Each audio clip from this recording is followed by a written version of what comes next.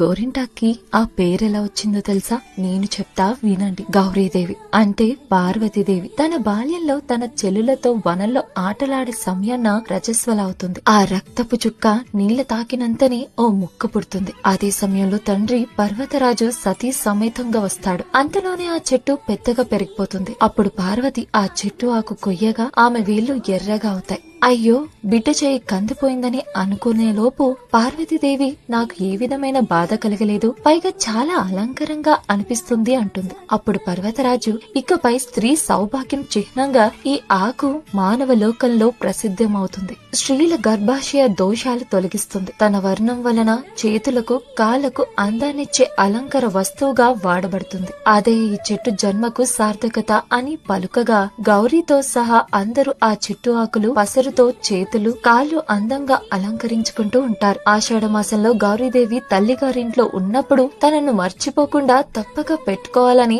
ఆ చెట్టు కోరిందట. ఆ విధంగా గౌరీ ఇంటి ఆకు కాస్త గోరింటాకయింది.